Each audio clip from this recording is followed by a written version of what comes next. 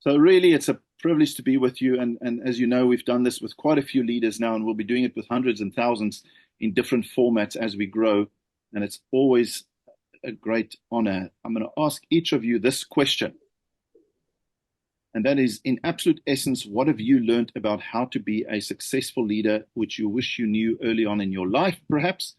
So basically, give us the best tip or tips you can think of when it comes to successful leadership. I think, Rogany, let's start with you. Thank you very much. And again, I'm just really honored to be here and to receive this award from you. It was a great surprise. So thank you very much. Some of the things, I think three key things stand out for me as I look back that I really wish I knew when I just started my leadership journey. And the first one was to actually actively listen. And I know it sounds like a real cliche, but most people, whether you're a leader or any person actually, we most generally, we just keep to allow somebody else to speak, but we're not actively listening in and the context. So my first tip would be listen attentively and listen to understand the context. The second one is to bring clarity of purpose, clarity of vision, being really clear on where you want to go, how you want to get there, and what you need to get to the end of your journey, and then communicating that and simplifying. So another key thing that I learned across as I was growing up in my career, and particularly in the leadership roles, is to simplify. Take anything complex and simplify. And if you're able to get your PA, which is usually my guinea pig, if she understands what I'm trying to say, then I know that we're going to be successful. And then the last one is just get it done. Because we spend so much of time talking, having meetings, etc., and very little time in the execution. So as a leader, a great everyday thing is get it done. So those would be my lessons in leadership. Thank you so much, Rogany. Those are powerful ones, and we can talk long about those. I'm always so tempted to have a long conversation, but we're trying to keep these so that people will actually listen and absorb it. Pete Graham, your leadership, successful leader lessons that you've learned. Thanks. I think Rogany touched on it as well. There's so many things that we could say which would sound cliched because they said so often, but I think they're valid. A lot of them are very, very valid.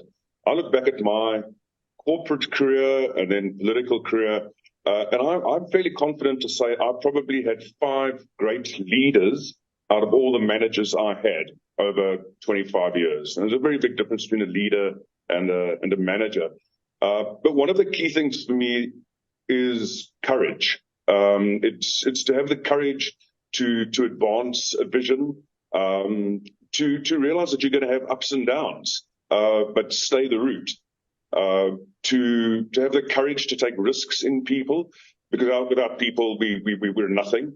Very key for me is speaking truth to power, and in my role particularly being the voice of the voiceless, really taking on a cloak of responsibility to show real empathy and understanding with the people that you are leading, mentoring, etc. But also then you can't just talk, lead by example. Action is far louder than words. And what's very, very key is collaboration and inclusivity. Now, we could talk for an hour on what collaboration and inclusivity actually means, which we're not going to do now, obviously, but also very, very importantly. And then adaptability and resilience. And my word, we need that here. Adrian, one of your previous award recipients said something which I found mind-blowing. For all this experience I've got of being a leader, I'd never looked at it like this. And I just want to quote what that person said. We can choose to be the leader we wish we had had. And to me, incredibly powerful words. So thank you very much for the award, and I look forward to going forward on this journey with you. Thank you. Fantastic comments there. Thank you. Johan Bester. Thank you, Adrian, once again for the opportunity to be part of such an exclusive group.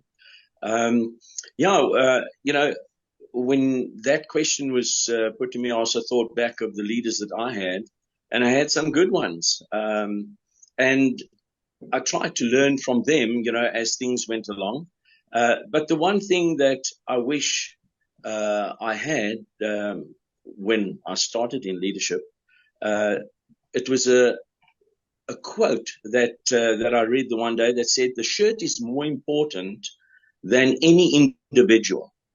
And the way I was brought into leadership, if you the leader, you're the main cat, and everybody else follows and listens, and don't have much opportunity to participate. But it made me realize that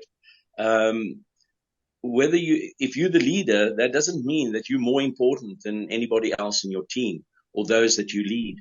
And so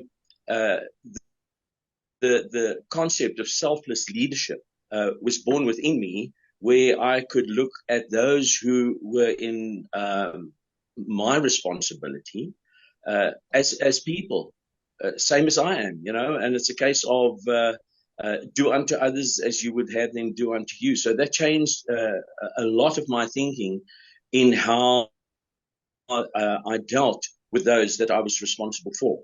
And when you look at selflessness, there are two concepts that comes from that for me. The one being is that you will always want to leave those people that you are leading better than what you found them. And that means developing them, assisting them, growing them, all those things that is so lacking in even the middle leadership of business.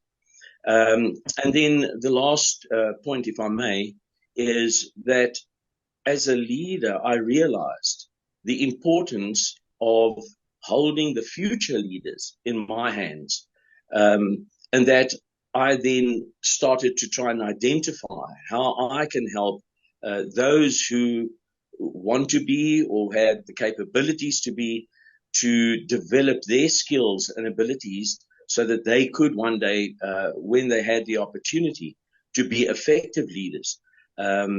You remember the good ones and you remember the bad ones.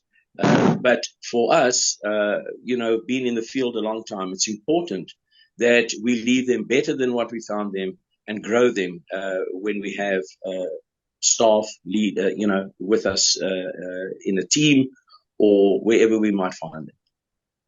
Don Bessa, thank you so much. All three of you, really appreciate it. Can't wait to share it. And thank you for your time. Thank you for your leadership. Just thank you for your example out there. And those are three very powerful individuals sitting in front of me with powerful concepts and leadership tips, shall I say, successful leadership tips. We look forward to sharing that. Thank you, all of you.